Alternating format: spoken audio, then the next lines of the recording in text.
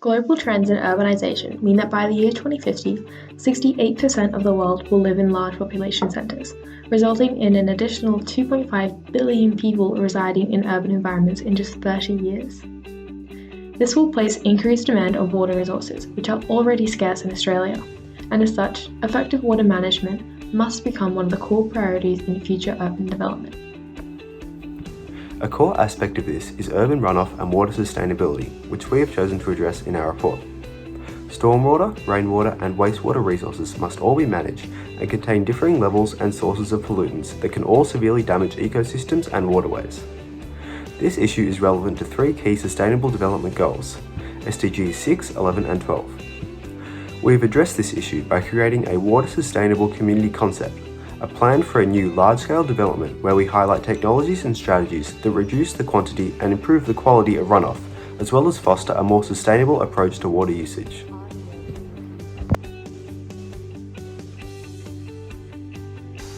Premier among community-scale technologies that are proposed in this report is permeable paving. A departure from traditional impermeable asphalt surfaces, permeable paving allows for the retention on-site of up to 100% of precipitation events up to 51 millimeters. This can significantly reduce and oftentimes eliminate the damaging environmental effects of urban stormwater runoff.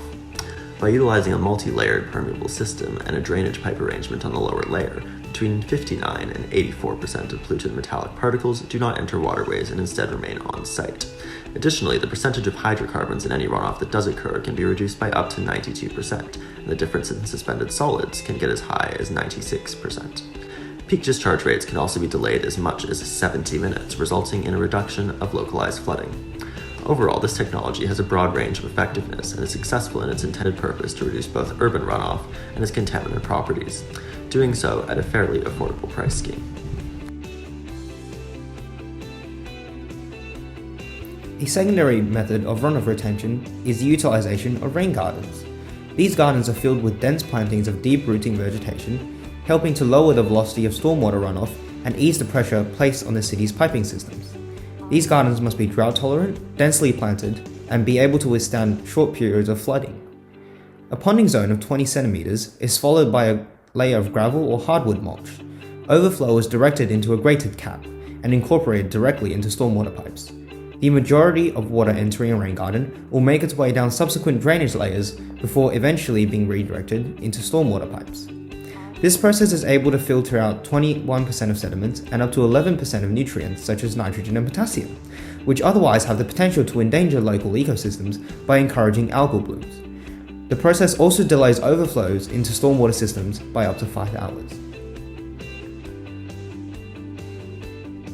Currently, rainwater is severely underused and only covers about 9% of residential water needs across the country, which presents an excellent opportunity to use sustainable technology, that is, through rainwater harvesting systems. The proposed rainwater harvesting system solution optimizes energy usage and cost efficiency. Water is transferred from a 5 kiloliter concrete underground tank into a header tank at the top of the house via a fixed-speed, low-powered pump. The water can then be distributed throughout the house to each appliance from this header tank simply using gravity. By allowing the system to run via a gravity feed and header tank, the solution can lead to energy savings of up to 85% compared to typical direct feed solutions you've probably seen before.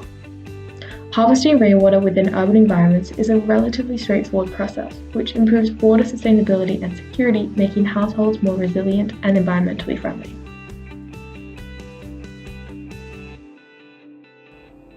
Another simple household-level strategy to improve water sustainability is greywater diverters. Wastewater produced in households contains high levels of nutrients like nitrogen and phosphorus, which pose an ecological risk if they enter waterways. Normally, all wastewater is sent down the drain into the sewerage system, where it is treated and then released back into the environment. But this method gives little back to actual water users. In our community concept, we are recommending greywater diversion systems be installed. These systems use a three-way valve to direct greywater from showers and washing machines that would normally go to waste into the garden, where it can be reused for irrigation.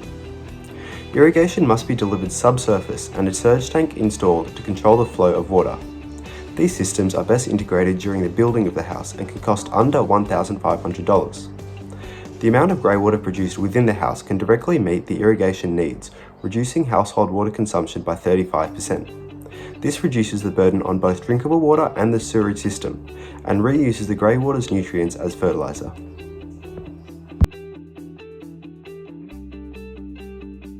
Applying these innovations in designs and technologies together allows for the sustainable management of water resources as we move forward into the 21st century. As we come to recognise the fragility of our freshwater resources, it becomes evident that effective water management when developing our communities is essential. Through the combination of permeable paving, rain gardens, rainwater recycling, and greywater diversion, this generic large-scale planned development will reduce the quantity and improve the quality of urban runoff and push for a more sustainable approach to water usage.